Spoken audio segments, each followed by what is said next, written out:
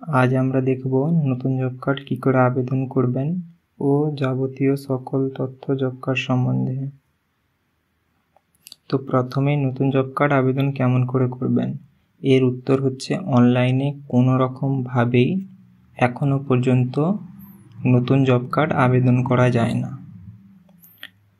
এবারে কথা হচ্ছে এটা আবেদন করবেন কোথা থেকে। তো এটার জন্য আপনাদেরকে যোগাযোগ করতে হবে আপনাদের অঞ্চল অফিস বা পঞ্চায়েত অফিসের সঙ্গে। ওখানে গিয়ে কথা বলতে হবে এবং জানতে হবে ওখানে কবে কি হবে, কী ব্যাপার, দিয়ে ওখানে গিয়ে এটা আবেদন করতে হবে। দ্বিতীয় কথা, আধার ও ব্যাঙ্ক অ্যাকাউন্ট লিঙ্ক। এটা অনলাইনে হয়, কিন্তু আপনি চাইলে বাড়িতে বসে পারবেন না।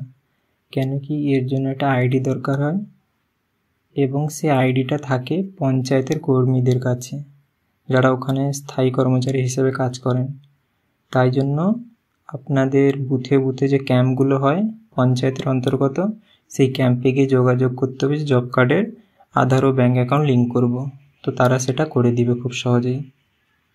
এবং তৃতীয় প্রশ্ন হচ্ছে অনলাইনে আধার ইকেওয়াইসি। এখন বর্তমানে অনলাইনে আধার ইকেওয়াইসি প্রত্যেকটা পঞ্চায়েতের অন্তর্গত এক একটা জায়গাতে ক্যাম্প করে হচ্ছে। তো সেখানে আপনি গিয়ে করতে পারবেন। এটা অনলাইনে হয়, কিন্তু এটারও সেই একই কেস।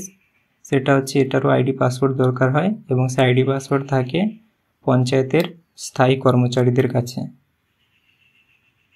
তো তারা এটা করতে পারবেন, কোনো অসুবিধা নেই।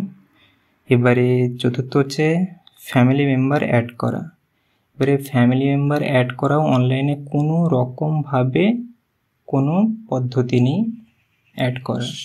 এটা আপনাদেরকে সেই একটা ফর্ম পূরণ করতে হবে এবং অঞ্চলে বা পঞ্চায়েত অফিসে আপনাদেরকে দিতে হবে।